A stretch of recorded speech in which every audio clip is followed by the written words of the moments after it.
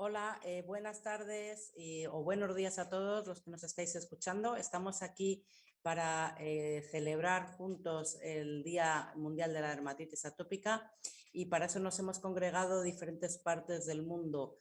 Yo soy la doctora Ángela Hernández del Hospital Infantil Niño Jesús de Madrid y estoy encantada de estar aquí. Agradezco particularmente la iniciativa a Laboratorios Leti por hacer esta jornada o esta reunión de aprendizaje de la dermatitis atópica y que esperamos que sea útil para todos los que os conectéis a lo largo de la reunión.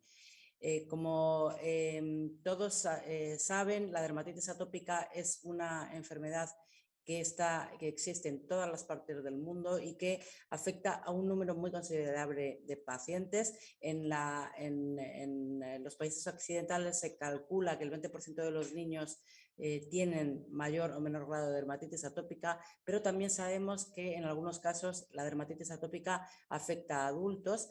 Y de hecho, no necesariamente estos adultos tienen que tener el primer brote en la infancia. Se calcula que más o menos el 25% de los adultos tienen su primer brote cuando ya ha pasado la infancia.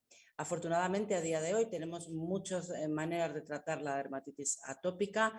Estas maneras son diferentes un poquito en función de los países y esto queda muy bien reflejado por el numeroso grupo de guías clínicas que tenemos en función de los países. Tenemos al menos 12, también algunas que agrupan países de Asia, países de Europa, y en lo que se refiere a Latinoamérica, pues hay guías en Brasil y en México, en España no hay, y es probable o es fácil que las haya en otros países, pero no han sido publicadas o se están elaborando en este momento. No me voy a extender más. Todos sabemos los fundamentos de la dermatitis atópica.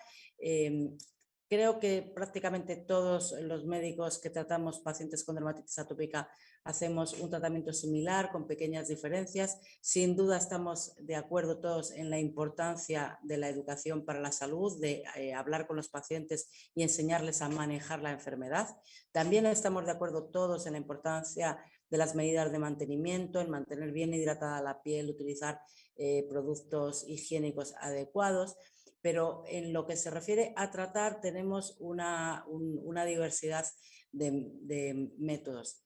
Con todo y con eso, tenemos a veces, y todos tenemos pacientes que no van bien con ningún tratamiento, con el que nosotros hacemos habitualmente y con el que nos comentan otros colegas. Estos casos son muy difíciles, los pacientes sufren, los padres o los cuidadores de los pacientes sufren y el médico sufre también, porque nosotros queremos curar y aliviar a los pacientes y a veces no lo tenemos tan fácil. Estos casos particularmente rebeldes son los que vamos a revisar aquí en esta jornada hoy, porque los médicos aprendemos mucho de los casos anecdóticos también y de los problemas que han tenido otros dermatólogos como nosotros, ¿no? Entonces, para eso hay reunido aquí un elenco de especialistas internacionales en dermatitis atópica que nos van a enseñar sus casos y sobre los que vamos a poder comentar posteriormente alternativas terapéuticas. Vamos a poder comentar con ellos al final de la exposición nuestras dudas y va a ser todavía más enriquecedor. Tenemos, por tanto, aquí hoy al doctor Enrique Loaiza de Ecuador, a la doctora Patricia Alfaro de Bolivia, al doctor Javier Arellano de Chile, a la doctora Angélica Beirana de México y a la doctora Rosalía Bayona de Perú. Es un placer para mí participar como moderadora en esta sesión y sin más dilación vamos a empezar ya con el doctor Enrique Loaiza de Guayaquil, Ecuador, que nos va a deleitar con un primer caso clínico. Adelante, Enrique. Hola a todos, mi nombre es Enrique Loaiza, saludos desde acá, desde Guayaquil, Ecuador. Estoy muy contento de poder participar de este webinar sobre dermatitis atópica y vamos a compartir ciertos tópicos, a conversar de ciertos tópicos de la dermatitis atópica a propósito de un caso que les he traído para conversar. ¿Sí? Durante esta charla, luego alrededor de la conferencia, del caso, vamos a hablar de la reacción tipo 2, inmunológica tipo 2, de la clinimetría en dermatitis atópica, el uso de tratamientos sistémicos, como el metotrexato en este caso, y la importancia en el tratamiento de la dermatitis atópica de los hidratantes. Bueno, acá tenemos nuestro caso. Se trata de un joven de 18 años de edad con antecedentes de estigmas de dermatitis atópica, eh, que sin embargo comenta que posterior a su exposición laboral a soldaduras, empeoró su dermatitis atópica y posteriormente se corticoestropió, ¿sí? Existió mucho abuso de corticoide tópico y también incluso de corticoides sistémicos. Luego fue colocado corticoides sistémicos una vez más, antibióticos orales, ¿sí? Y al llegar a nuestra consulta, nuestro equipo fue evaluado y normalmente este tipo, como vamos a ver más adelante, las imágenes clínicas, este tipo de pacientes solemos hacer o colocar dentro del protocolo una biopsia para reconfirmar la dermatitis atópica, aunque muchos sabemos que no es necesaria muchas veces la biopsia como protocolo en diagnóstico de dermatitis atópica. El paciente igual fue a un homeópata, sabemos la desesperación que esto provoca, y cuando acude a nuestro hospital, el paciente tenía un SCORAD de 77.4. Para muchos de pronto que hacen mucha dermatitis atópica, esto resultará familiar, pero sabemos que es una tendencia de los últimos años la clinimetría en la dermatitis atópica y vamos a conversar brevemente de aquello. Este es nuestro paciente, ¿sí? Con una piel serótica, con eritema, con fisuras localizadas prácticamente en todo el cuerpo. Estamos hablando de una eritrodermia asociada a la dermatitis atópica. Al paciente, luego su diagnóstico, utilizamos como tratamiento de rescate únicamente el corticoide sistémico. Preferimos, en base a la experiencia que tenemos no solamente en esta entidad, sino en otras patologías inflamatorias crónicas cutáneas, la utilización del corticoide en pulso intravenoso, porque lo consideramos un poco más fisiológico a la hora de su intervención. Colocamos también, como les veníamos diciendo al inicio, metotrexato como un inmunosupresor, que se convierte obviamente, como todos sabemos, en un ahorrador del corticoide.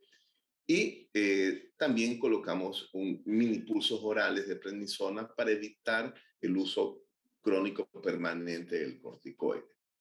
De esa forma, logramos descender en esta escala del 0 al 11 del prurito, logramos descender a 3 sobre 10 el prurito. Bueno, luego volvió a empeorar el prurito a 7 sobre 10.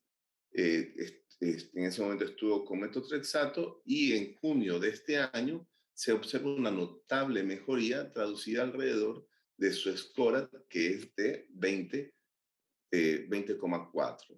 Básicamente, para enfocarnos un poco, hay que recordar que el SCORAD tiene 3 niveles. Del 0 al 25 es leve, 25 a 50 moderado y más de 50 severo. El último contacto que tuvimos con él fue en septiembre de este año.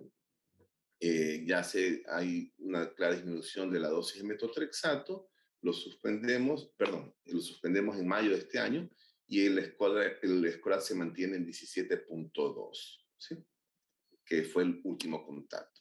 Y esta es la foto que nos envió, ahora que está de moda enviar fotos por WhatsApp, la foto que nos envió el paciente de cómo se encuentra en la actualidad, completamente inserto en sus actividades. ¿Sí?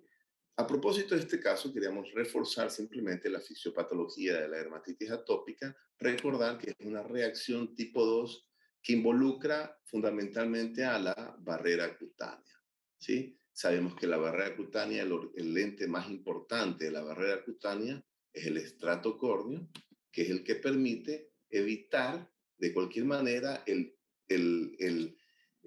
ingreso o la alteración por parte de nuestro medio externo del ambiente a nuestra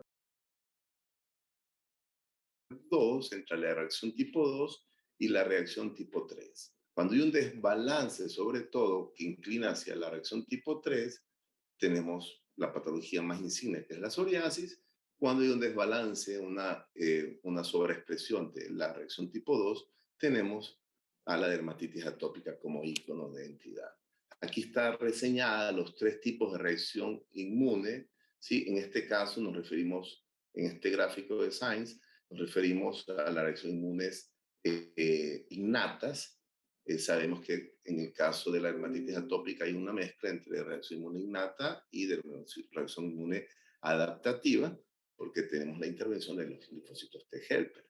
Entonces, la reacción tipo 1 es la que se utiliza para contrarrestar a microorganismos intracelulares, ¿sí? Y también para mantener eh, los granulomas de la tuberculosis latente. La reacción tipo 2, en cambio, lo utiliza, bueno, vamos a hablar primero de la 3, que es la de la psoriasis, pero dejar la atópica al final. La reacción tipo 3 la utiliza nuestro cuerpo para contrarrestar a bacterias y hongos. De ahí la parecida histología de la psoriasis con una tiña. Y la reacción tipo 2, que es la que involucra la dermatitis atópica, nuestro cuerpo la inventó para hacer frente a los parásitos. Y en la piel específicamente sirve para que cuando se nos pegue un bichito, nosotros nos rascamos. Y eso es lo que está exagerado en el paciente con dermatitis atópica. En este defecto de barrera, a nosotros los atópicos, porque yo también lo soy, nos pica la piel fácilmente porque tenemos una reacción tipo 2 exagerada. Este es el desequilibrio. En este caso, cuando se inclina a reacción tipo 3, guiada por el T-helper 17, tenemos a la psoriasis, ¿sí? Y cuando se inclina la reacción tipo, hay una exageración de la reacción tipo 2, de T-helper 2, guiada por el interleucina 4 y 13, tenemos a la dermatitis atópica. Normalmente se sugiere que los pacientes con dermatitis atópica suelen tener, inclusive desde el inicio, una disminución en la expresión de interleucina 17, que es la interleucina de la psoriasis. Sin embargo, hago yo también algo de dermatopatología, y no es infrecuente encontrar pacientes con biopsias de eczemas atópicos de contacto psoriasiformes. Y esta dificultad existe. ¿Por qué? Porque en la cronicidad, pese a que la interleucina 4 y 13 son las que guían a la dermatitis atópica, la interleucina 17 finalmente también comienza a ser reclutados linfocitos T helper 17 que colocan la histología y la clínica de un paciente con dermatitis atópica en un estadio crónico. Es lo que yo suelo decir, una psoriasificación de la dermatitis atópica, lo cual puede hacernos difícil enfrentar el diferencial. E incluso hay trabajos que sugieren que pueden sobreponerse los dos, pacientes con dermatitis atópica y psoriasis, algo que normalmente, antiguamente, no era aceptado.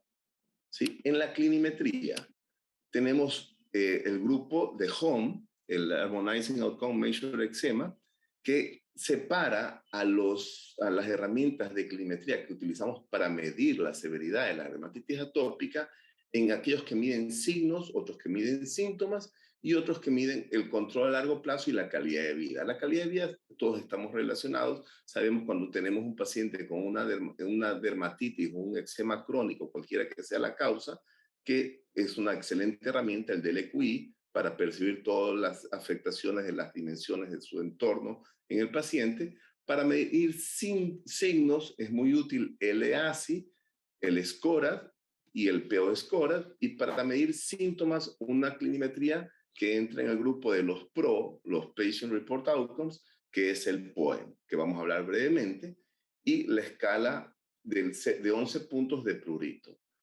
Para saber si el paciente está controlado o no su dermatitis atópica y monitorizarlo a largo plazo, es muy útil el dermatitis atópica control test, el ADST, ¿sí? Y quería dedicarle brevemente unas palabras a esto, ¿no?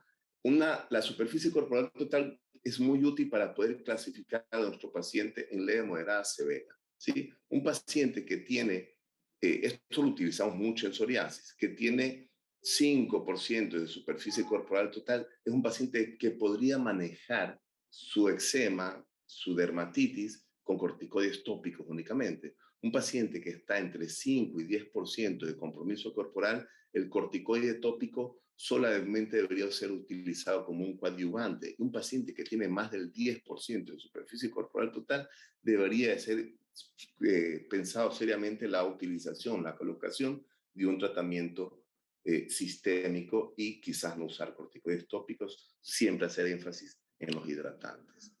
Esta es una de las interfaces que existen en los dispositivos, en los celulares, en las tabletas, que nos podemos utilizar para medir la dermatitis atópica.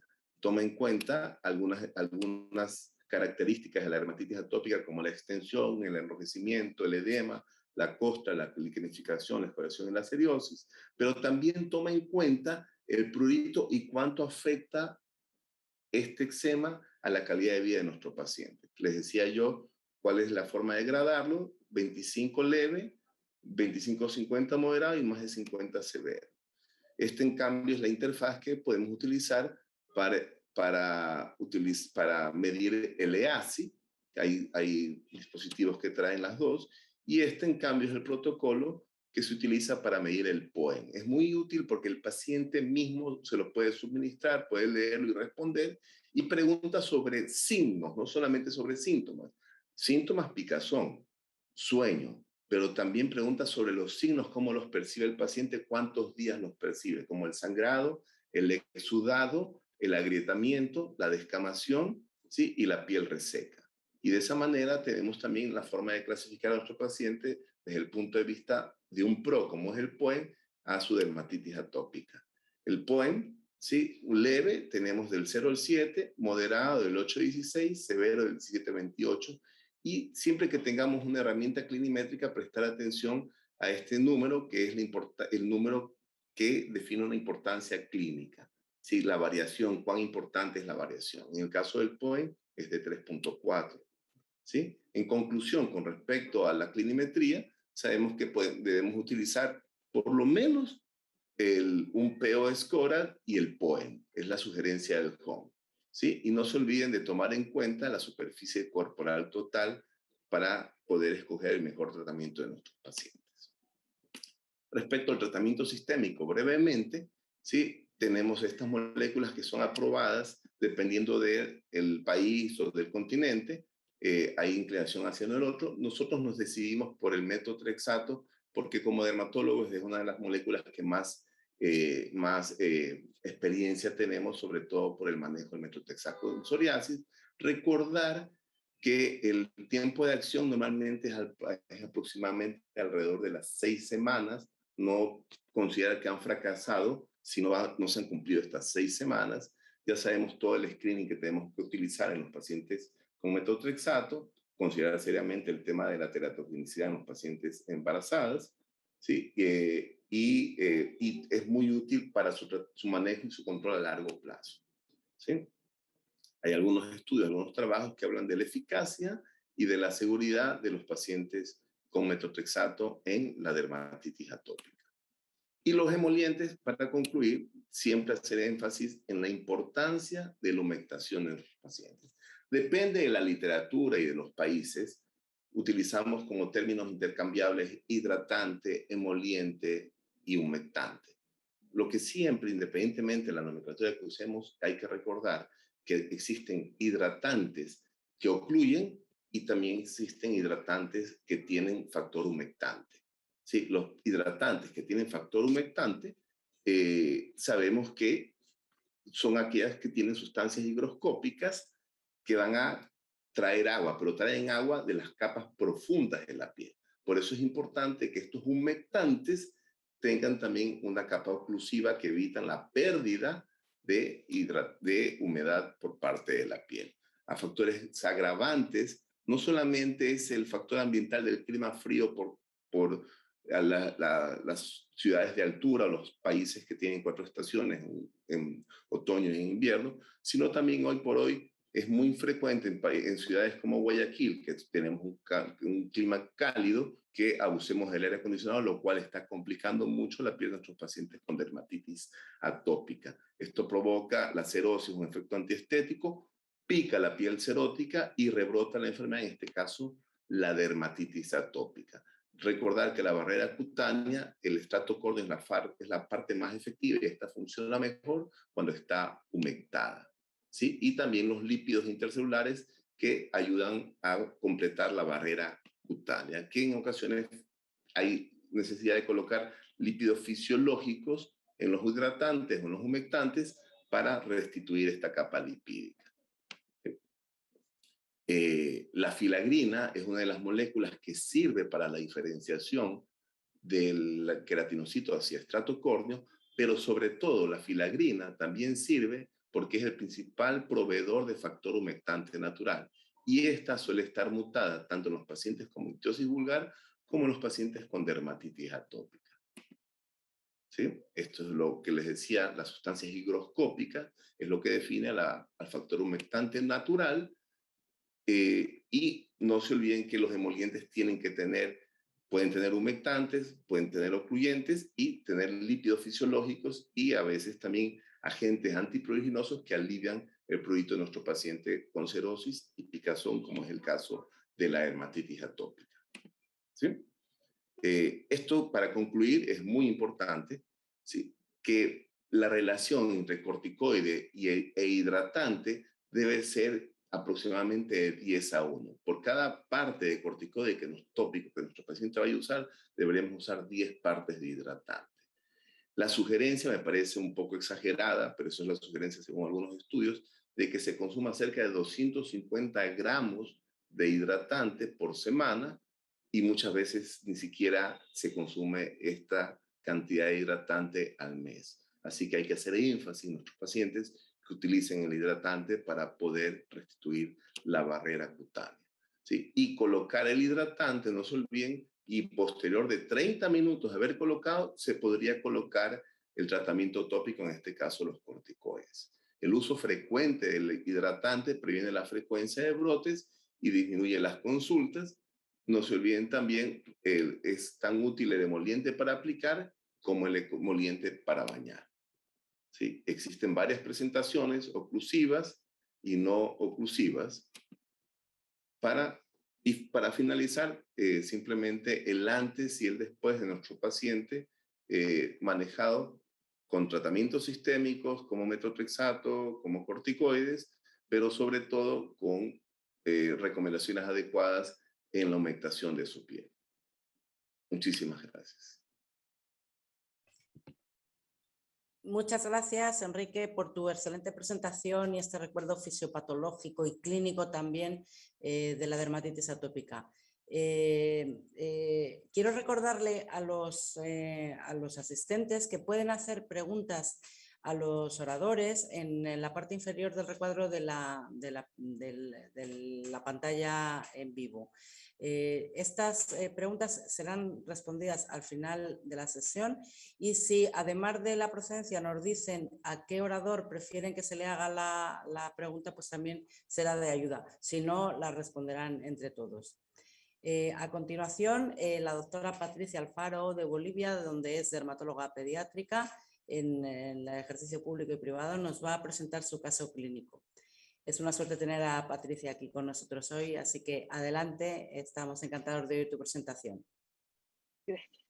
Hola a todos, muchas gracias por la invitación. Voy a compartir con ustedes un caso clínico muy interesante debido a la poca frecuencia de presentación en la población pediátrica y revela nuestra realidad. Cuando estamos frente a un paciente con una enfermedad crónica y muy severa cuyos padres no tienen los medios económicos para poder solventar o tratar la misma. Y además no tenemos todos los estudios genéticos para llegar a un diagnóstico definitivo. Estamos frente a una dermatitis atópica severa e inmunodeficiencia primaria. Se trata de un paciente masculino de 2 años y 6 meses de edad procedente de La Paz, Bolivia, que es producto de tercer embarazo, madre intercurre con infección urinaria en el último trimestre, nace por cesárea a término, el peso y la talla son adecuados, lactancia exclusiva hasta los 6 meses, desarrollo psicomotor adecuado y un esquema de vacunación incompleto. El nivel socioeconómico es bajo, el padre con alergias no identificadas, el tío paterno con epilepsia, primo con rinitis y piel seca y la madre con rinitis. Presenta antecedentes patológicos desde los 15 días de vida con ictericia, un eczema grave en cara en el primer mes, en los primeros 12 meses dermatitis atópica leve y moderada y resfríos frecuentes. A los 2 años, internado por una dermatitis atópica severa impetiginizada con 3 episodios de otitis medias en el año, con síndrome bronquial obstructivo en una oportunidad. A los 2 años y 6 meses, internado por otro cuadro similar, más neumonía en una oportunidad. A los 3 años, con dermatitis atópica severa nuevamente impetiginizada, de difícil control, episodios de diarreas y resfrío 4 veces en ese año. 2 meses más tarde, nuevamente se impetigiza, no hay patología asociada y a los 3 años y 6 meses presenta un absceso frío en el dedo del dorso de la mano izquierda. Estamos frente a un chico con una dermatitis atópica severa desde los primeros 3 meses, con infecciones respiratorias y digestivas a repetición, más impetiginización en repetición y un incremento de la IgE más eosinofilia. Un reporte de histopatología con dermatitis espongiótica crónica. Esta es una de las impetiginizaciones con dermatosis generalizada caracterizada por placas eritemato-descamativas con escoriaciones, lesiones costrosas en frente, da la apariencia de una frente amplia, pero puede ser por el prurito crónico y el rascado. El peso y la talla están en el límite inferior normal. Con todo este cuadro clínico, más los laboratorios y el hallazgo histopatológico, estamos frente a una dermatitis atópica severa, probable síndrome de hiper-IgE. En el laboratorio tenemos los eosinófilos que estuvieron elevados, la inmunoglobulina E desde 2000 hasta 4500 y más, las inmunoglobulinas A y G en 2 oportunidades fueron bajas e indetectables y la IgM normal. El hemograma con plaquetas normales y pruebas de función hepática y renal normales. Se realiza el análisis inmunofenotipo, donde se ve una linfopenia con CD4, diagnóstico de alergias de inmunoglobulina E, alergeno específico, con pruebas de alergia positiva, ácaros, leche, a papa. Y el estudio histopatológico claramente se ve la dermatosis espongiótica crónica con un infiltrado perivascular linfocítico, con epidermotropismo y abundantes eosinófilos, que es clásico en dermatitis atópica. Este score de Krumbacher se utiliza cuando estamos sospechando de un síndrome hiper-IgE. Es una puntuación que resulta de la suma de todos los hallazgos clínicos y laboratoriales en el paciente. ¿Y cómo se interpreta? Menos de 20 puntos, diagnóstico poco probable; entre 20 a 40 puntos, diagnóstico dudoso; y más de 40 puntos, diagnóstico probable. Con todo lo que reunía nuestro paciente, llegamos a una totalidad de 44 puntos. Estamos frente a un diagnóstico probable. ¿Cómo respaldo mi diagnóstico? Con los antecedentes tempranos de la dermatosis eczematosa desde el primer mes de vida, antecedentes familiares de rinitis, alergias y piel seca, infecciones respiratorias y digestivas a repetición, y algo muy importante es las infecciones de la piel, que incluso dio cultivo positivo para estafilococo en 2 oportunidades y hemocultivo positivo en 1 oportunidad. Al examen físico está la dermatosis generalizada, caracterizada por placas eritemato-descamativas, costras, áreas liquenificadas, hiperhipopigmentación, intenso prurito es lo que caracteriza a la dermatitis atópica. Y el laboratorio, eosinofilia, elevados niveles de inmunoglobulina E. El resto de las inmunoglobulinas reportaron bajas la A y la M, posteriormente normales, y el cultivo positivo para estafilococo, más un score de 44, sin mejoría en la terapia tópica y pobre respuesta a los inmunosupresores. Entonces, a partir de los 2 años, esta dermatitis atópica impetiginizada fue de muy difícil control. Obviamente afecta la calidad de vida del niño y también la de los padres. El tratamiento, desde el primer mes hasta los 12 meses de edad, que cursó con dermatitis leve y moderada, existió buena respuesta a los corticoides tópicos de baja y mediana potencia, antihistamínicos, antibióticos tópicos, hidratación y cuidados generales de la piel. Desde los 2 meses hasta los 24 meses, donde presentó cuadros de dermatitis atópica moderada a severa, presentó aún buena respuesta a los corticoides tópicos y sistémicos, inhibidores de calcineurina, azatioprina, metotrexate, antibióticos tópicos y sistémicos, antihistamínicos, lubricación y montelukast. Pero desde los 2 años, donde coincide con la elevación muy importante de la inmunoglobulina E y los eosinófilos, existe ya pobre respuesta a los corticoides sistémicos y a los diferentes inmunosupresores que hemos utilizado, además de inhibidores de calcineurina, baños de lejía, antibióticos sistémicos y vendajes húmedos. Estamos frente a un chico con los cuadros de dermatitis atópica e infecciones, suspendemos medicación a los 2 años y 5 meses y nos reunimos con la doctora Natalia Núñez del Prado, que es una inmunóloga con la que trabajo, se contacta con el hospital de Garrahan para enviarlo y hacer el estudio genético que no contamos en mi país. Fue internado en marzo del 2019 como dermatitis atópica severa con sobreinfección. Recibió antibiótico-terapia sistémica, antihistamínicos de primera y segunda generación y egresa en mayo del 2019 con el diagnóstico de inmunodeficiencia primaria, sospecha de síndrome IgE y recibe difenhidramina, hidroxicina, carbonoxamina, levomepromarina, clindamicina y ranitidina. ¿Qué pasó de marzo a mayo? También tuvo esa dermatitis severa con impetigenización, el cultivo positivo para Staphylococcus aureus y se presentó el primer absceso en el dorso del dedo medio de la mano izquierda. Esa es una foto por WhatsApp de la mamá. Dentro de los estudios complementarios, el hemograma con eosinofilia, la IgE siempre estuvo elevada entre 1.110 unidades por ml hasta 9.340 unidades por decilitro. Hubo una disminución de la población de las células B memoria y también disminución de las células TH17. Se hizo el estudio genético, el STAT3, porque es el más frecuente de presentación, el mismo es negativo. Sin embargo, no descartamos el diagnóstico. Se conversa con contactos de la doctora Natalia con Londres para hacer el resto de la secuenciación de genes que lamentablemente se quedó paralizado por la pandemia. Convencidos que se trata de una inmunodeficiencia, recibimos al paciente y desde agosto en mi país, ya desde el 2019, recibe gamma globulina 1 gramo por kilogramo mensual. En agosto del 2020 a la fecha, 650 miligramos por kilo mensual.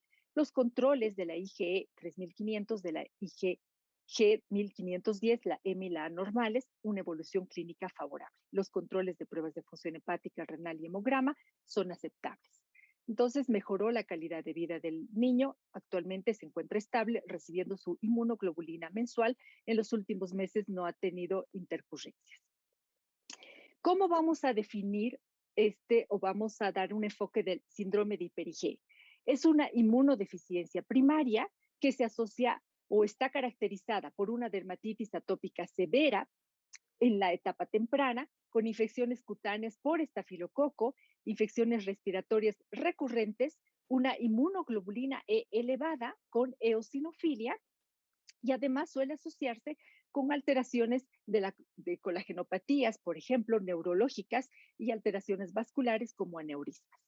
Existen 2 formas, la forma autosómica dominante y una forma autosómica recesiva. La más frecuente es la dominante por el defecto del STAT3 y la forma autosómica recesiva del que pensamos que se trata en nuestro paciente es un defecto en DOCK8 y un defecto en TIC-K2. ¿Cuáles son las características principales? El eczema del que hemos hablado, que es crónico, recurrente, de difícil manejo y de etapa temprana, infecciones recurrentes respiratorias y cutáneas, con niveles de inmunoglobulina E mayores a 2000, un score de Krumbacher mayor a 40.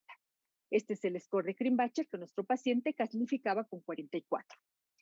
La diferencia entre el STAT3 y el DOCK8 es que la asfasia es característica en el STAT3, el nuestro no tenía, es evidente que tenía infecciones por estafilococo. Sin embargo, en nuestro paciente existía ausencia de alteraciones esqueléticas, ausencia de alteraciones de tejido conectivo, ausencia de alteraciones vasculares, sí existieron complicaciones pulmonares, pero poco frecuente, no hubo afectación del sistema nervioso central y también, sin duda, un eczema severo y de difícil control con alergias ambientales frecuentes, en este caso era positivo para ácaros. Otras manifestaciones cutáneas como rash neonatal, abscesos fríos, simpético, foliculitis, forúnculos, celulitis, candidiasis oral y cutánea, y manifestaciones extracutáneas como anomalías de dentinogénesis, complicaciones oculares, tantelasmas, chalaciones, estrabismo y desprendimiento de la retina. Entonces, para finalizar el tema, concluimos que el síndrome de hiper-IgE es una patología poco frecuente en la población pediátrica. Debemos sospecharla cuando estamos frente a una dermatitis atópica severa de difícil control, de aparición temprana, refractaria a múltiples tratamientos y asociada a infecciones respiratorias y cutáneas con elevación de niveles de eosinófilos e inmunoglobulina E. Es importante el manejo y control de las infecciones y considerar el uso de inmunoglobulina cuando existe la alta sospecha diagnóstica. Muchas gracias.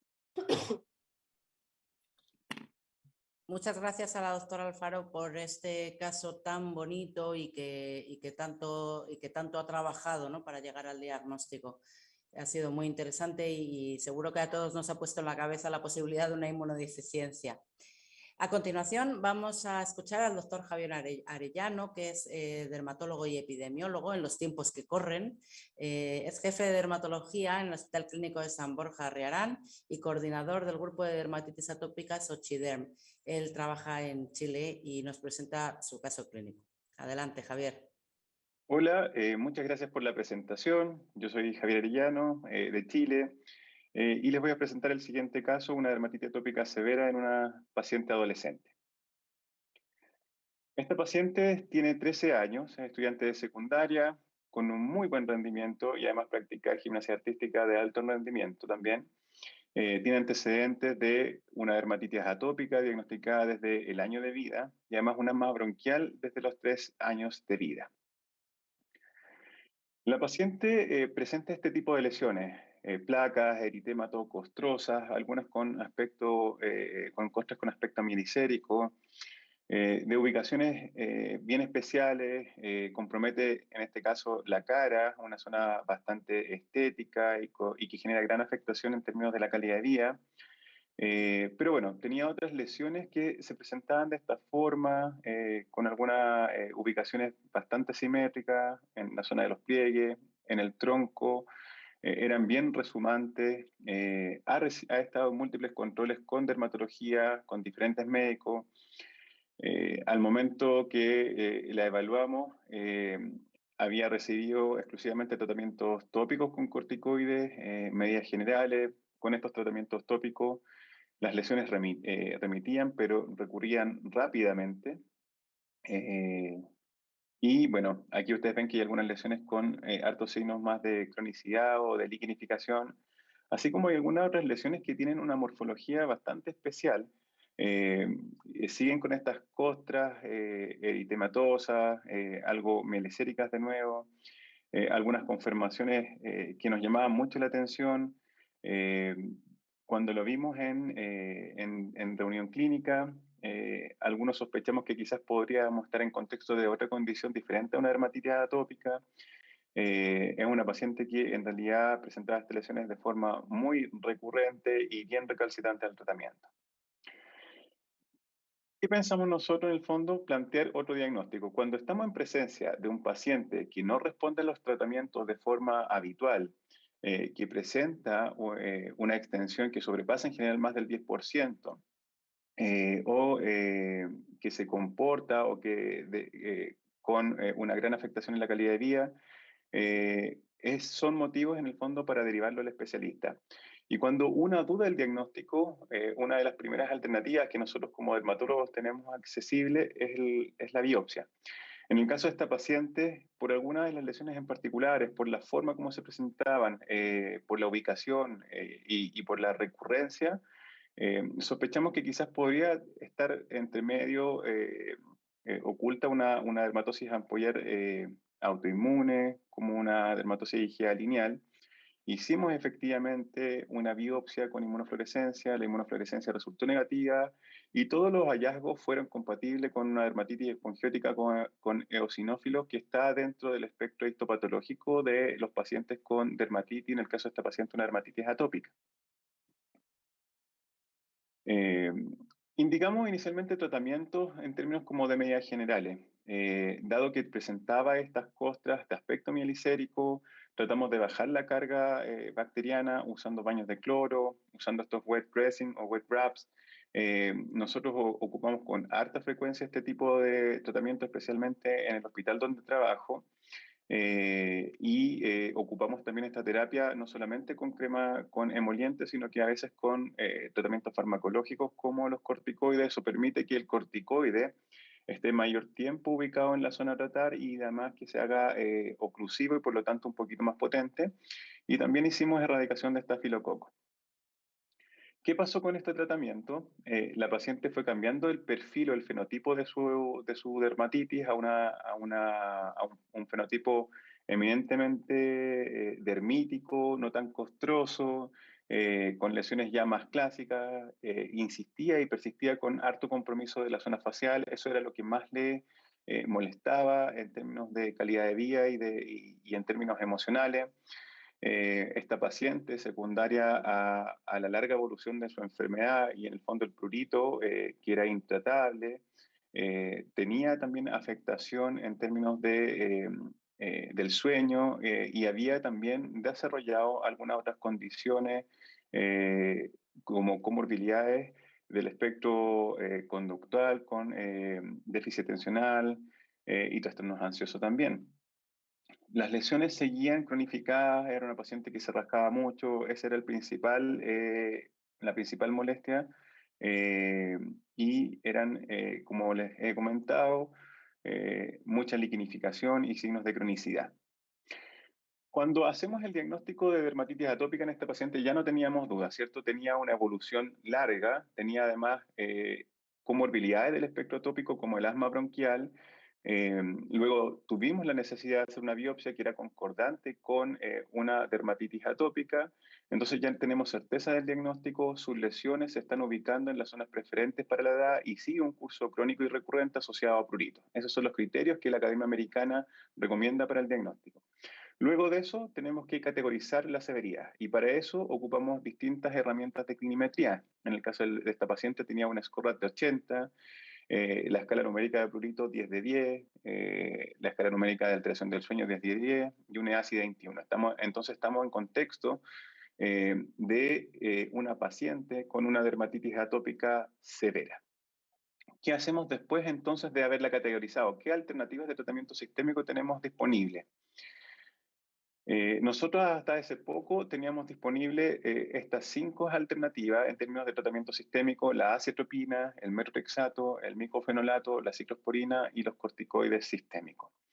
Ya desde el año pasado tenemos además registrado en Chile algunas otras alternativas como de terapia target como dupilumab, y bueno, también tenemos disponible la fototerapia. Para el caso de la fototerapia no teníamos alternativa con este paciente porque la disponibilidad de la cual dependemos en términos de tiempo con la paciente, con los padres de esta paciente no existía.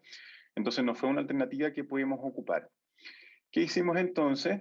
Partimos con, dentro de todos estos inmunosupresores clásicos, el más seguro, entre comillas, y partimos con una dosis inicial bien baja de 250 miligramos cada 12 horas, con la cual evidentemente no respondió. Después subimos a 500 miligramos cada 12 horas. Con este tratamiento, la paciente se controló bastante bien. Siempre mantuvimos medidas generales e hicimos seguimiento con exámenes de laboratorio. Y podemos ver que a pesar de que no es de las terapias con las cuales reportamos mejores éxitos, esta paciente respondió bastante bien, con pocas lesiones en la zona de la cara, con pocas lesiones en el resto del cuerpo, solo un eritema, una dermitis residual en la zona de pliegue, y también con esta placa liquinificada. Esta paciente eventualmente podría ser candidata a las terapias target que hemos conversado, y en eso estamos actualmente en trámites para poder lograr el acceso. En resumen, respecto a este caso, siempre es importante reconsiderar el diagnóstico de una dermatitis atópica independiente de los años de evolución, sobre todo cuando estamos en contextos de pacientes que han sido recalcitrantes al tratamiento o que van presentando morfologías diferentes a lo habitual. Es súper importante, independiente de la etapa del tratamiento que estemos o de la severidad, mantener siempre las medidas generales, porque eso muchas veces puede cambiar drásticamente el pronóstico. Cuando uno hace el diagnóstico de una dermatitis atópica, el siguiente paso siempre es evaluar la gravedad y la severidad, tratando de incorporar a la clínica el uso rutinario de la clinimetría. Esto nos permite definir bien la categoría de severidad de nuestro paciente, pero también nos permite decidir de forma mucho más objetiva la terapia que el paciente requiere y también evaluar la respuesta a los tratamientos, así como se están reportando actualmente los distintos estudios clínicos de dermatitis atópica. Otra cosa importante es no solo limitar la evaluación de la severidad a la extensión de la piel. Podemos tener un paciente con una extensión limitada de piel comprometida, pero en zonas estéticamente muy importantes como la cara, como el genital o la zona palmoplantar, y esto puede afectar de forma importante también la calidad de vida, y solo por la calidad de vida podemos categorizar a nuestro paciente con una dermatitis atópica moderada severa y por lo tanto ser candidata a terapia sistémica. Y finalmente, definir la mejor terapia individualizada para cada paciente. No todos los pacientes son iguales, no seguimos recetas de cocina. Hay que definir la terapia en base a los antecedentes propios de cada paciente, a las comorbilidades, a la posibilidad del paciente de acceder al tratamiento. Aquí también se enfrenta a las terapias, a las alternativas disponibles en términos de terapia. Y según eso, ir evaluando la respuesta de acuerdo a cómo va mejorando en términos de la clinimetría de base y la clinimetría de control. Muchas gracias. Muchas gracias a doctora Arellano por esta exposición tan interesante y este repaso a los tratamientos sistémicos que a veces tenemos que utilizar con nuestros pacientes. Recuerdo a todos los asistentes que tienen una gran oportunidad de preguntar sus dudas participando en el chat, enviándonos las preguntas en el recuadrito que aparece en la parte inferior de la pantalla. A continuación, es un placer presentar a la doctora Angélica Beirana, que trabaja como dermatóloga pediátrica en la Ciudad de México y es miembro del Colegio Ibero-Latinoamericano de Dermatología, y ella nos va a presentar un caso clínico muy interesante también. Adelante, Angélica. Hola, ¿qué tal? Es un honor para mí estar esta noche con ustedes. Es un gran placer compartir con grandes amigos de diferentes partes del mundo sobre este webinar de la dermatitis atópica. Hoy voy a hablar de un caso de una paciente con dermatitis atópica que he podido seguir durante 10 años. Se trata de una paciente de sexo femenino de 5 años de edad, de procedencia y residencia en México, en la Ciudad de México.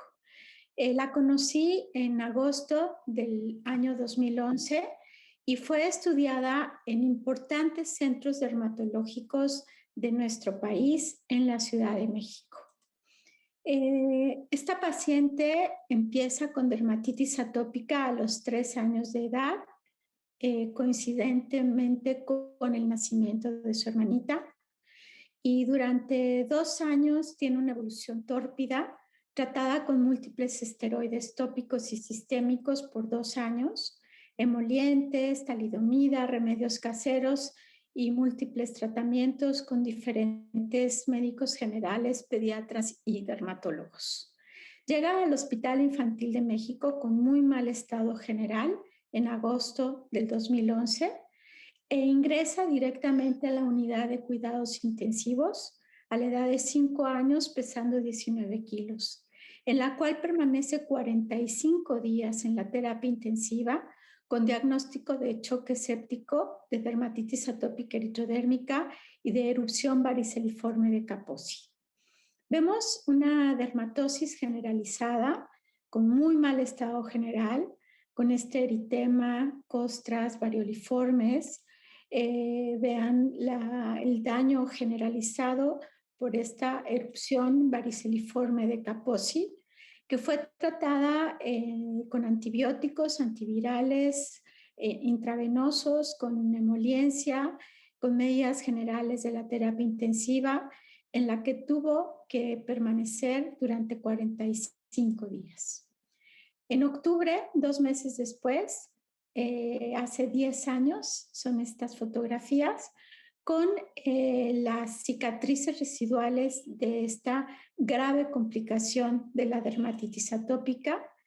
En este momento, 2 meses después de su ingreso a la terapia intensiva, vemos las cicatrices sin actividad de la dermatitis atópica, ya que la paciente estuvo pues relativamente en reposo, sin posibilidad de rascarse, y bueno, no hubo brote hasta un mes después.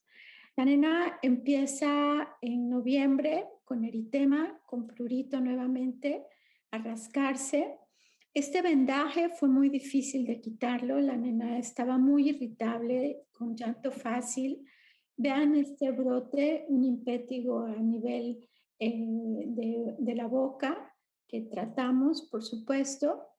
Y en enero del 2012 tiene un brote pues más o menos importante, pero los padres no quieren otra vez tratamientos con esteroides, ya que gracias al uso constante durante 2 años tuvo una complicación severa como la eritrodermia y la erupción variceliforme de Kaposi. El estado de la niña era muy malo, muy irritable, lloraba fácilmente, muy apegada a su mamá, sin dormir ella ni toda la familia. La dinámica realmente de toda la familia estaba muy desgastada. Iniciamos tratamiento ya en mi consultorio particular para mayor acercamiento y no a nivel institucional. Inicié tratamiento con tacrolimus ya a pesar de tener 5 años al 0.1%, el ungüento en la mañana y en la noche, ya que hay protocolos en dermatitis atópica severa que así lo aceptan. Intentamos múltiples emolientes, ninguno le gustaba, la niña no cooperaba para nada. Utilicé lienzos húmedos con agua termal y emoliencia, no utilizo estos lienzos húmedos.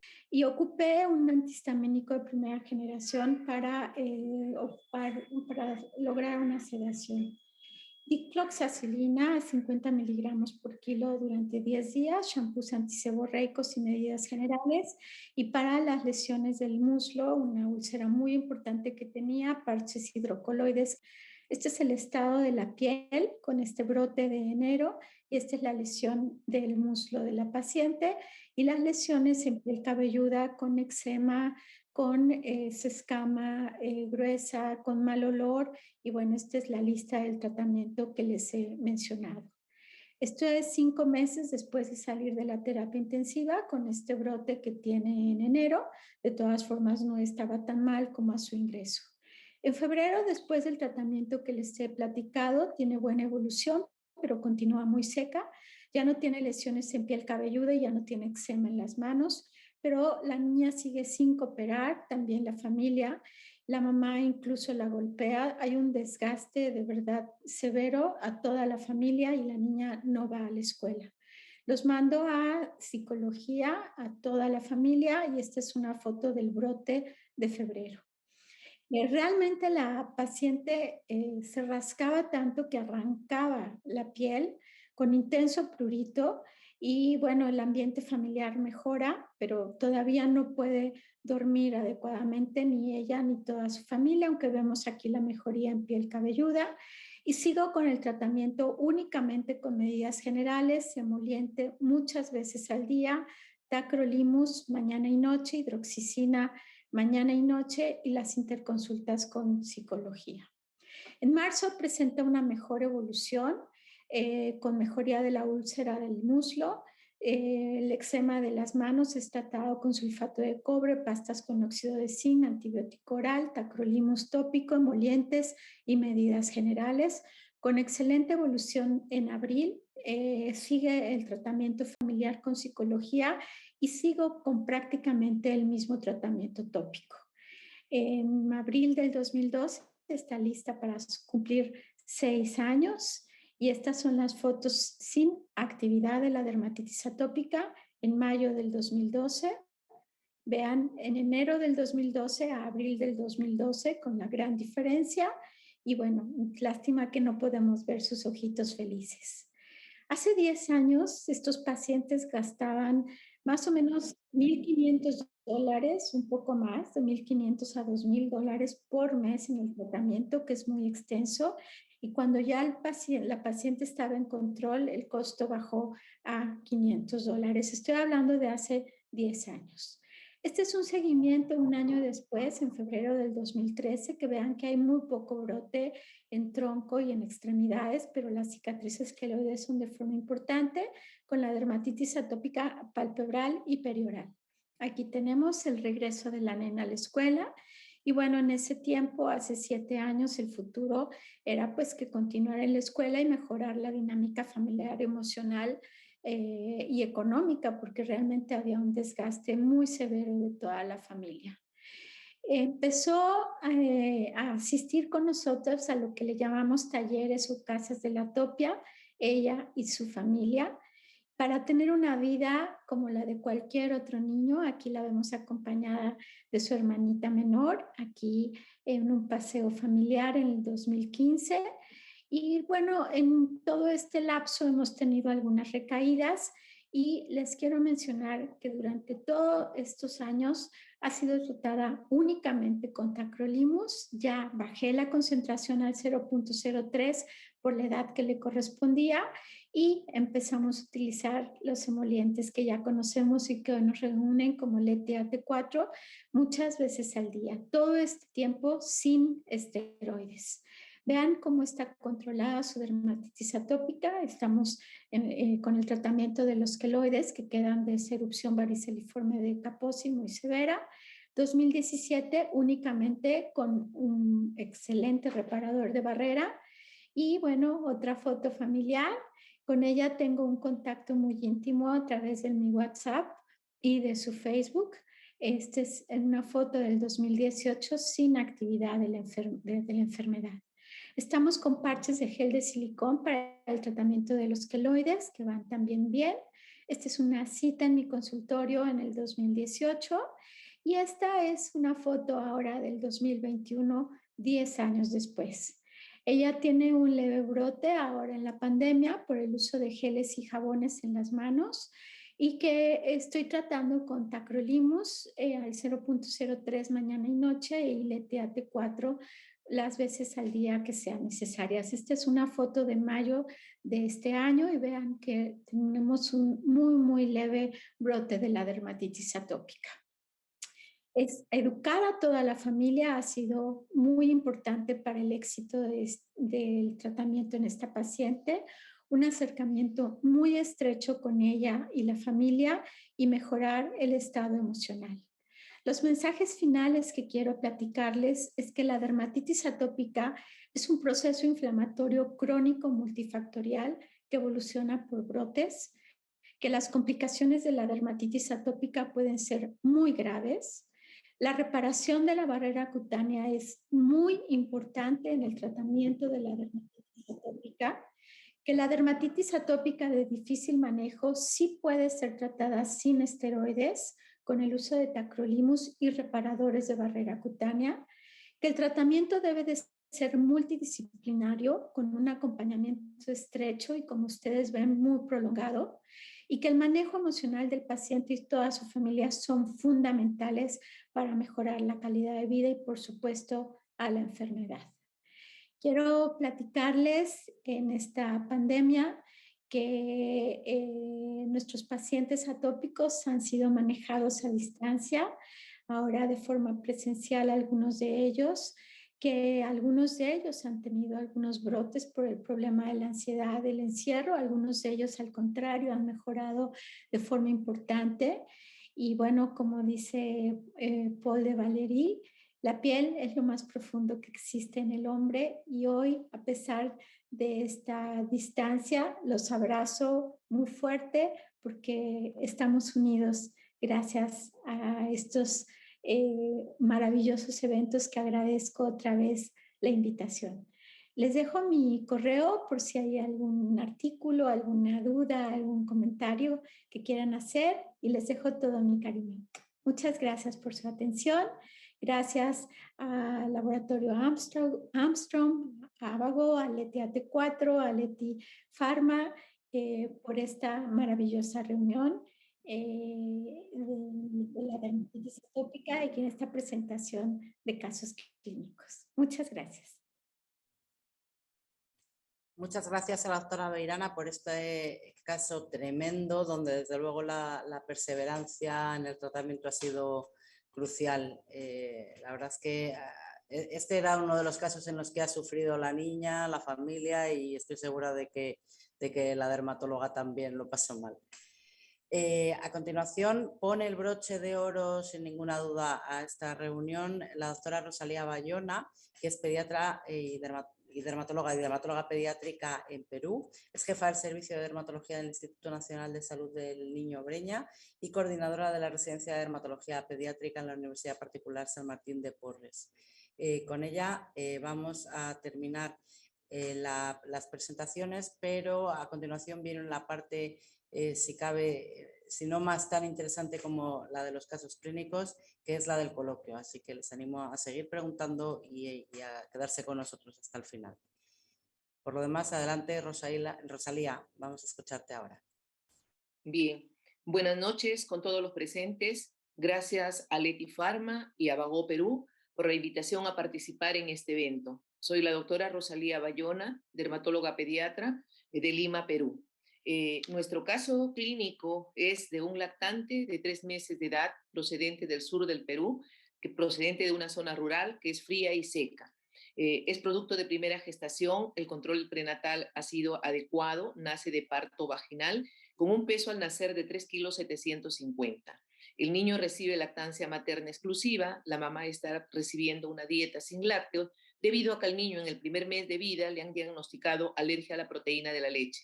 Como antecedentes familiares, el padre de 32 años, sano, la abuela paterna tiene diagnóstico de psoriasis moderada pero controlada, la madre 28 años de edad con diagnóstico de rinitis alérgica y asma bronquial, y obviamente es una persona que es muy temerosa a enfermarse y al frío. Ambos padres tienen un nivel de educación superior, son ingenieros de minas y viven en el centro minero y no tienen ningún tipo de consanguinidad.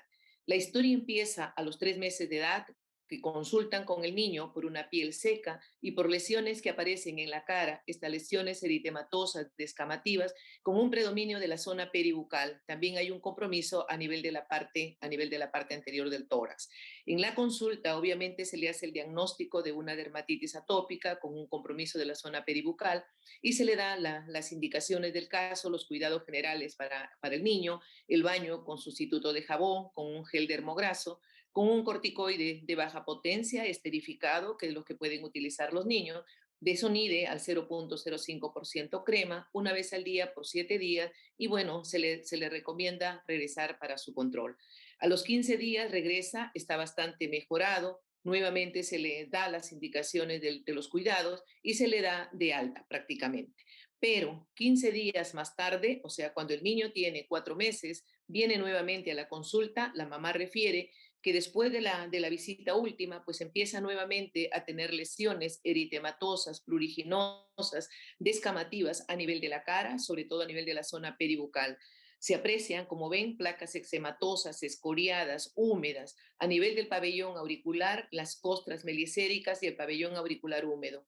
Como ven, durante toda la visita, el niño pues ha tenido la mano en la boca, llevándosela digamos, haciendo una fricción a nivel de la cara. Se le dan las indicaciones a la madre, sobre todo los cuidados que debe de tener para que el niño no esté con esta maniobra, y se le da tratamiento con antibióticos tópicos, la limpieza nuevamente de la zona, aplicación de sustancias, digamos, secantes, como es el sulfato de zinc al 1%, con un efecto astringente y además también antiséptico. La madre, bueno, va bastante angustiada siempre que llega a la consulta, pero 10 días más tarde llega el niño con toda esta apariencia. El cuadro no ha mejorado, por el contrario, ha aumentado las lesiones, la eritema y la descamación ya compromete la frente, todas las zonas malares. La zona peribucal se mantiene algo limpia, diríamos, aunque eritematosa, porque es el único lugar, según la madre, que ella toca, porque tiene temor a hacer el baño completo. Algo más que puede observarse es el dorso de las manos de este niño, que también están eritematosos, descamativos, como formando placas. La mamá es poco colaboradora, está en llanto, refiere que necesita el niño que se hospitalice porque ella no lo puede cuidar. Obviamente el niño está en buen estado general, no hay ningún signo de alarma, desarrollo psicomotriz es normal, succión adecuada, es un niño sano, normal. Se le vuelve a dar otra vez las indicaciones a la madre, se le solicita que venga algún familiar que la acompañe para dar el apoyo y para que pueda entender las indicaciones. Tiene acá el niño 4 meses y 10 días. Y 15 días más tarde, casi a los 5 meses, viene nuevamente a la consulta en estas condiciones. Ha tremendamente empeorado, como refiere la mamá, que ya está en el borde del colapso, placas eritema-tocostrosas, serosas, sanguinolentas, que comprometen casi toda la cara, y también el dorso de la mano con un prurito bastante persistente. Entonces vemos que se trata de un niño que inició como una dermatitis atópica leve y que por la, digamos, presencia de un factor agravante como es la saliva, realmente han ido aumentando las lesiones, es decir, ha ido agravando por la presencia de una dermatitis de contacto irritativa. Finalmente, dado la situación materna de poco colaboración, pues el niño se encuentra en este estado de una dermatitis neglecta. Debemos recordar que en la dermatitis atópica existen 3 factores agravantes: la saliva, el sudor y la infección.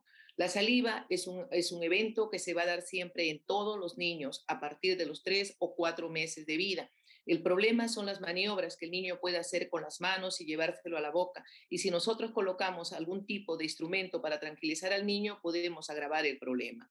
Hay que recordar que los niños normales de 6 meses a 18 meses eliminan 890 mililitros de saliva al día, cerca de 1 litro al día de saliva, y que esta saliva tiene un pH de 6.7 promedio, y que si bien es cierto, el 99% de la saliva es agua, hay un 1% que son elementos sólidos. Dentro de esos elementos sólidos hay sustancias opioides, es decir, ejercen un efecto anestésico. Por eso es que el niño se lo lleva a la boca para adormecer el área que la tiene inflamada, y cada vez lo hace más.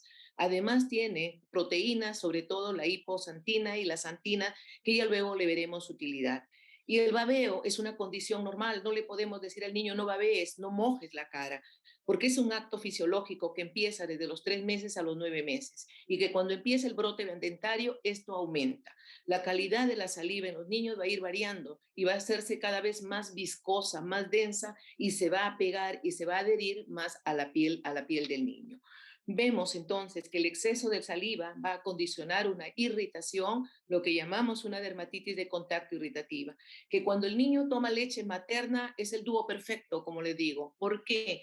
Porque la leche materna siempre tiene altas cantidades de santina, y la santina oxidasa es una enzima, es una proteasa que va a actuar. Sus sustratos son las santinas y las hiposantinas que se encuentran en la saliva, es decir, se encuentra el producto más la sustancia que lo va a metabolizar, y vamos a obtener, o el resultado va a ser la formación de productos de radicales libres como el peróxido de hidrógeno y así también el superóxido de hidrógeno, que todos los dermatólogos obviamente sabemos que esos productos van a provocar un gran daño a la piel, y si el niño tiene un fondo atópico, pues esto se va a ver tremendamente, digamos, agravado. La dermatitis atópica y la dermatitis de contacto irritativa pueden coexistir, sí pueden coexistir. Antes se decía que no y que era el agravamiento solo de la dermatitis atópica. Sabemos que la dermatitis de contacto irritativa va a ser más severa y más difícil en los niños con dermatitis atópica, como por ejemplo vemos en este caso. Resulta siendo un verdadero desafío cómo enfrentar estos casos, cómo decir al niño que no tenga saliva, cómo decir al niño que no se friccione en la cara, cómo decir al niño que no babee. Son actos fisiológicos normales. En este caso, por ejemplo, llega a tal manera el agravamiento que en este niño tuvimos que inicialmente empezar con los antibióticos orales. Recordar que la saliva cambia el pH a un pH alcalino, y si es un paciente atópico, pues el estafilococo va a crecer más fácilmente. Entonces, antibióticos orales e incluso corticoides orales por 72 horas con la finalidad de disminuir la intensidad del proceso inflamatorio. Conseguido, digamos, ese control, como vemos a los 10 días de tratamiento, viene ya nuestro reto, seguir con el tratamiento tópico, el cual va a constituir por el uso de corticoides todavía tópicos. Como ven, todavía luce un área eritematosa bastante amplia, y tratar durante el día de colocar de sustancias que tengan un efecto aislante, que tengan una textura textura de ser ungüento para que de tal manera que cuando la saliva cae sobre la piel no vaya directamente a la piel y le provoque más daño. Entonces acá el rol principal es de los cuidadores, aquellos que van a estar con el niño diariamente para que le hagan la limpieza durante el día en forma permanente para evitar que la saliva se quede adherida a la piel y provoque un daño constante. Una vez controlado el cuadro, nos queda, como ven, el mantenimiento, que es la etapa más difícil, que viene a ser dado en forma integral. El baño con sustancias dermograsas, el baño con sustituto de jabón, utilizar cremas humectantes y utilizar sustancias aislantes alrededor de la boca. Y eso tiene que ser, digamos, materia de uso permanente. ¿Cómo impacta la dermatitis atópica en los padres? Creo que esto es ampliamente conocida. La dermatitis atópica no afecta solo al niño, sino afecta a todo el ambiente familiar. Y si tenemos una madre como aquella que nos tocó a nosotros, digamos, tratar, vemos que es una madre que es bastante obsesiva, con bastante, digamos, ganas de que esto desaparezca en 5 minutos. Es una madre que para mí tiene un trastorno obsesivo compulsivo y que obviamente eso no ayuda en nada. Por el contrario, empeora el cuadro.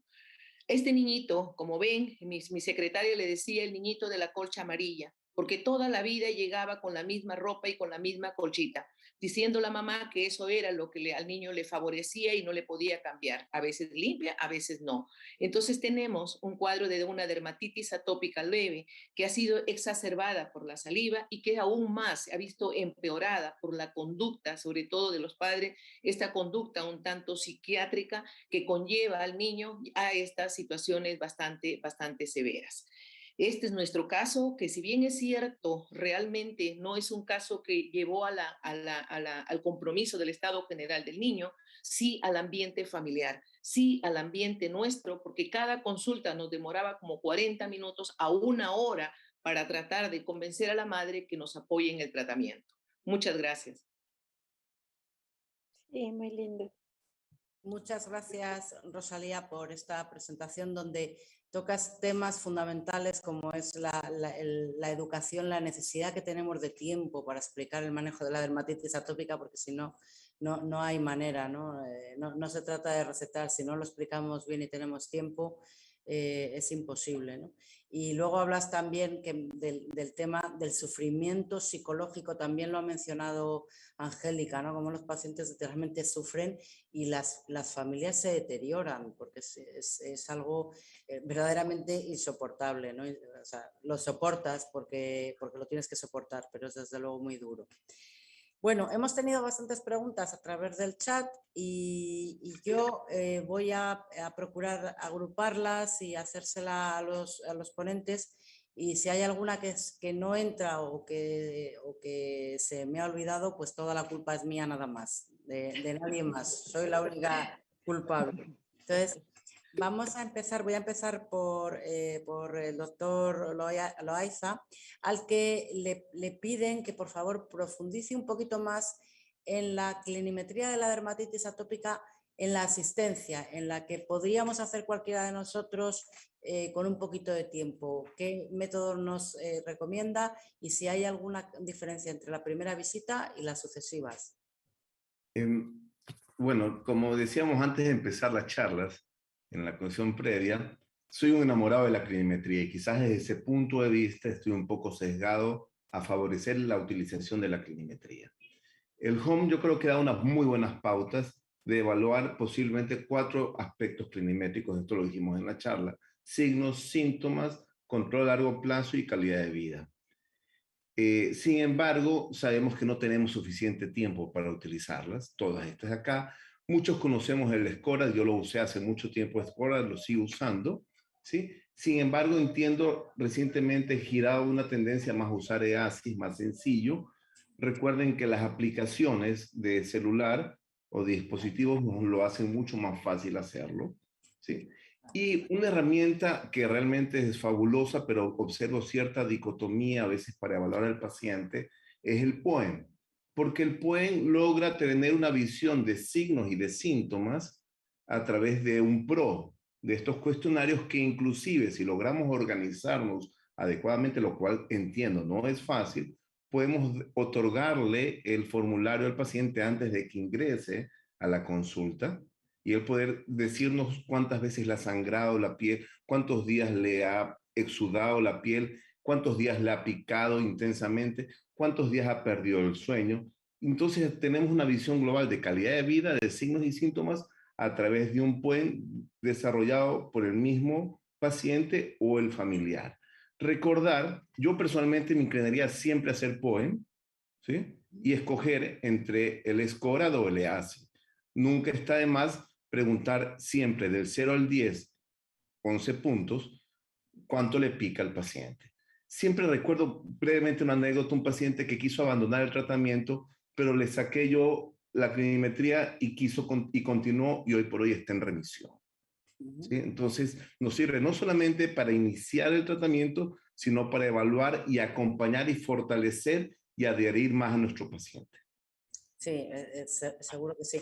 Vemos ahí tu microscopio porque Enrique, además de dermatólogo, es dermatopatólogo, y quiero que me digas en 20 segundos, porque no tenemos más tiempo, 20 segundos, qué difícil te lo pongo. Sí, ¿Qué paciente seleccionas tú para biopsiar? ¿Qué dermatitis atópica que no va bien o que no te gusta nos aconsejarías biopsiar? El hecho de hacer dermatopatología y dermatología te genera un conflicto de interés y siempre yo más bien me esfuerzo para sugerir al paciente no usar la biopsia, es algo que tomemos la decisión estrictamente entre los dos. ¿Sí? Aquel paciente que va a desarrollar un tratamiento sistémico, yo creo que hay siempre dos quebrados. ¿Sí? Riesgo-beneficio y costos-beneficios. Si yo voy a utilizar un tratamiento sistémico, en costos-beneficios y riesgo-beneficios, supera muchas veces esa oportunidad de reconfirmar la dermatitis atópica. O cuando tenemos lo que lo dije en la exposición, esta mezcla de un eczema psoriasiforme, ¿sí? Entonces, en ocasiones lo único que vamos a tener ya es dos problemas. Un problema de dificultad clínica e histológica, porque desafortunadamente muchos de estos eczemas psoriasiformes también tienen la confusión histológicamente, pero nos ayuda muchas veces, nos hemos llevado, como todos los dermatólogos lo comprendemos, nos hemos llevado muchas sorpresas, ¿sí? Si el paciente no mejora con el tratamiento, si necesitamos tratamiento sistémico, yo creo que sometido al riesgo-beneficio y costos-beneficios, siempre es una buena oportunidad hacer una biopsia. Muchas gracias por tus recomendaciones. Y también hay una pregunta para la doctora Alfaro, porque el caso que ha presentado sobre el síndrome de Pirig pues nos hace pensar a todos la posibilidad que a lo mejor se nos está escapando de una inmunodeficiencia en nuestros pacientes pequeños que no van bien. Entonces, también me gustaría que ella nos explicara, a sugerencia de los asistentes, cómo sospechar una inmunodeficiencia en un paciente con dermatitis atópica y bueno, en qué momento y qué pruebas pedir. Muchas gracias por la pregunta. Específicamente en dermatitis atópica, los pacientes con inmunodeficiencia tienen en un 19% el eczema. ¿Cuál es la característica de este eczema del inmunodeficiente? Primero, de aparición temprana. Generalmente aparece en las primeras semanas de vida y es severo. Segundo, es refractario a múltiples tratamientos, ¿no? Y tercero, la cronicidad y la recurrencia.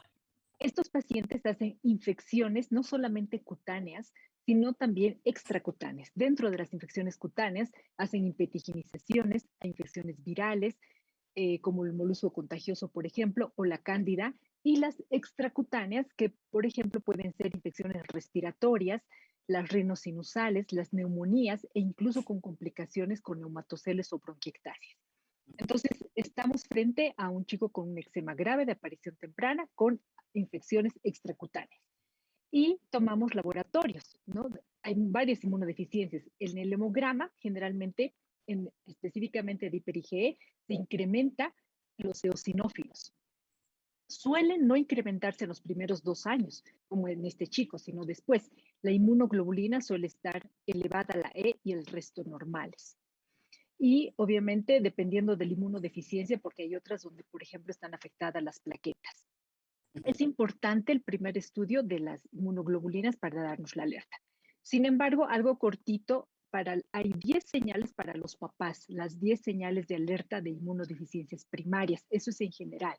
Uno es 4 o más infecciones de oídos al año, más de 2 infecciones severas sinusales, más de 2 neumonías al año, un paciente que reciba más de 2 meses de antibióticos y que no vaya bien, paciente internado más de 2 veces al año con antibióticos sistémicos y a largo plazo, dificultad del incremento de peso y de talla, aftas persistentes después del primer año, la presencia de los abscesos fríos, que también es importante, y que tengan antecedentes familiares de inmunodeficiencia primaria, porque no toda dermatitis atópica severa es inmunodeficiencia, obviamente, ¿no? Son estas características.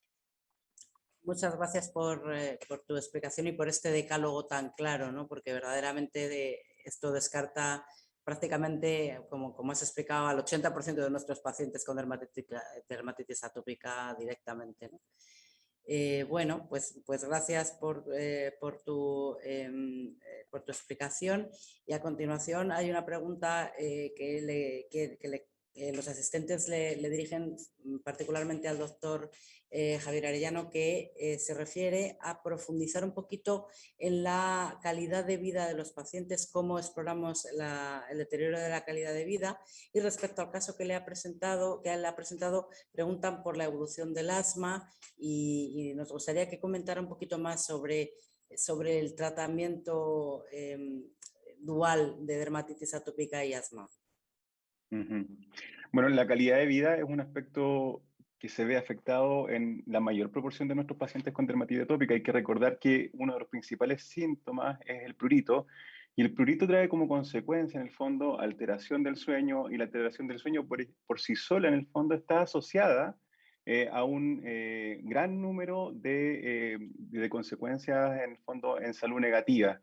Hay que recordar también que la OMS catalogó a la dermatitis como una de las enfermedades que generan mayor carga de enfermedad. Y cuando uno habla de calidad de vida y carga de enfermedad, nos referimos a todos los costos asociados en términos de reposos, licencias médicas, hospitalizaciones, gastos en términos de tratamiento, distintas consultas y nuevas enfermedades.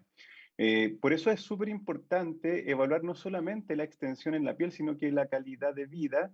Y para eso lo que habitualmente usamos, y estamos muy entrenados los dermatólogos, es el DLQI, ¿cierto? Que es una herramienta con la que estamos muy familiarizados desde, por ejemplo, otras enfermedades inflamatorias crónicas como la psoriasis.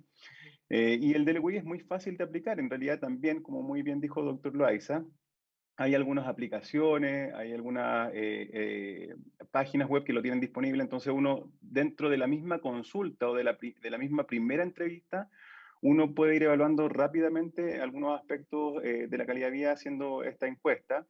Y nos sirve también para ir evaluando la respuesta al tratamiento. Y yo siempre le doy este ejemplo a los pacientes, y cuando también hago un poco de docencia, en el fondo, una dermatitis, una extensión de dermatitis, que por ejemplo puede ser una superficie de 10 por 10 en el tronco, probablemente no va a generar la misma afectación en la calidad de vida que la misma extensión en la cara, en el genital, en las zonas palmoplantares.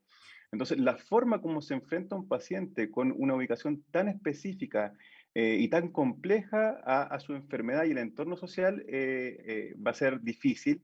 Y por eso, solo ocupando herramientas que evalúen calidad de vida, nosotros podemos categorizar un paciente como una dermatitis severa y postularlo a tratamiento sistémico o a estas terapias target. Respecto a la segunda pregunta, que era el tema del asma en esta paciente, afortunadamente estaba bien controlada al momento de que la empezamos a evaluar nosotros en el hospital.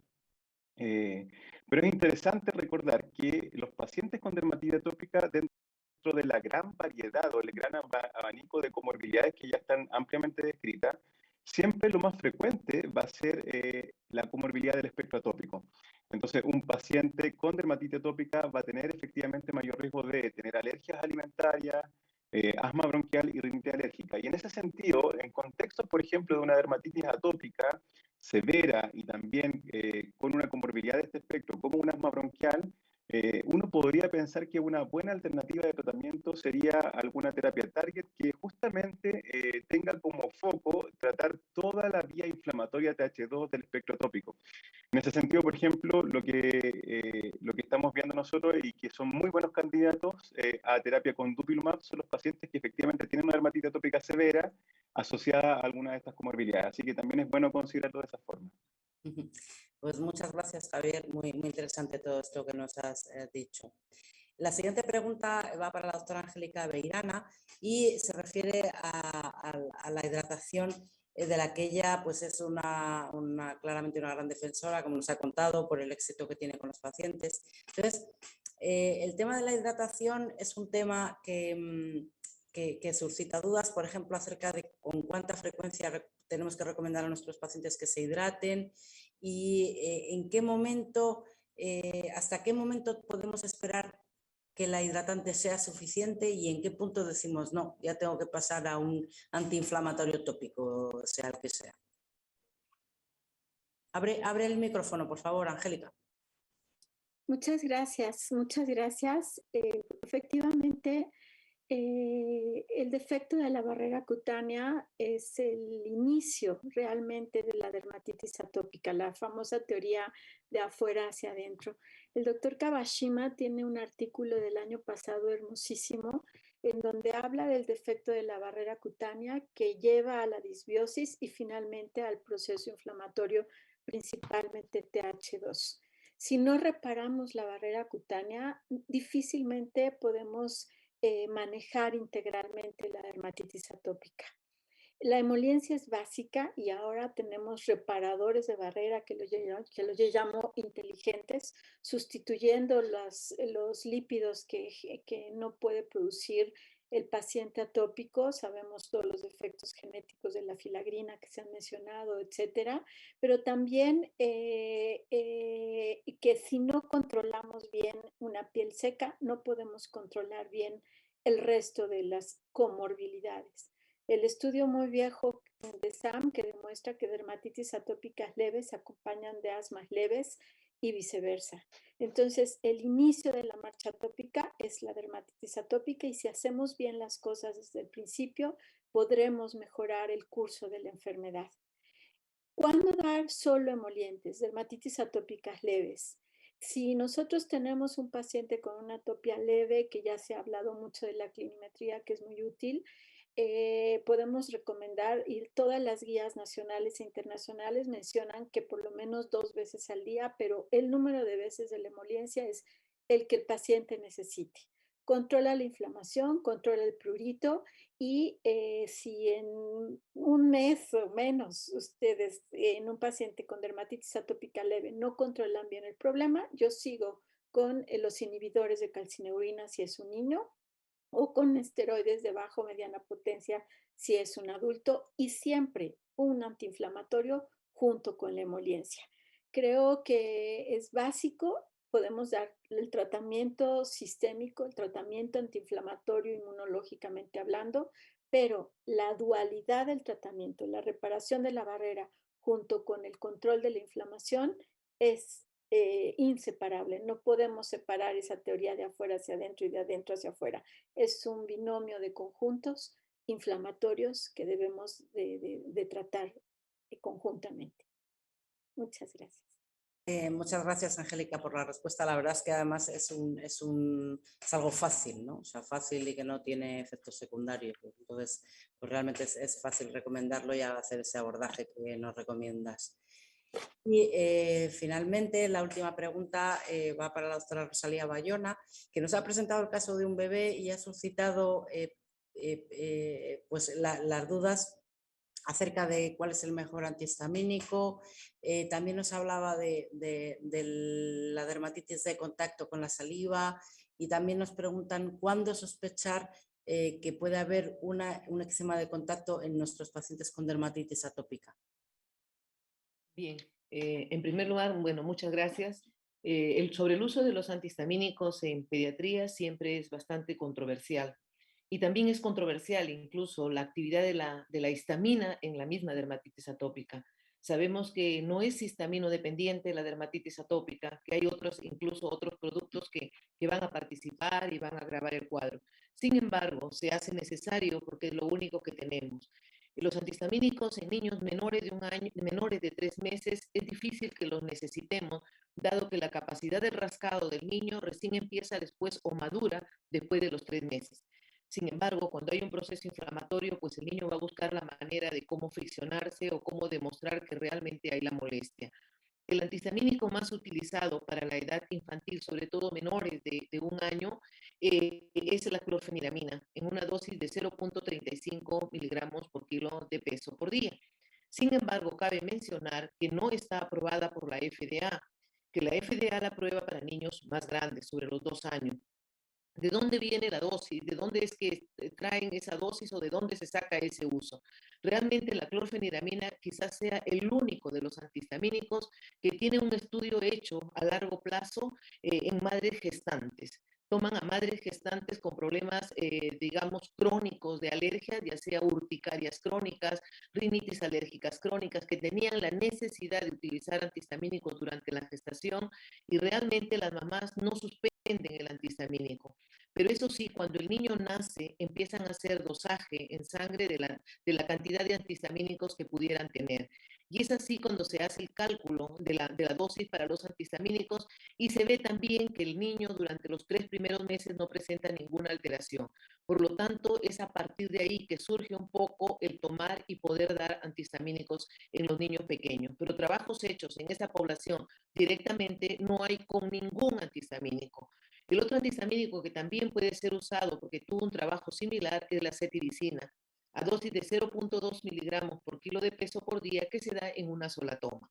Entonces, generalmente el más usado es la clorfeniramina porque tiene un metabolismo más rápido. Generalmente se metaboliza a las 8 horas y a veces ya no es necesario estarlo repitiendo en muchas oportunidades, ¿no? Entonces, quizás nos quedamos con eso y eso quizás es lo que más se usa en pediatría en general.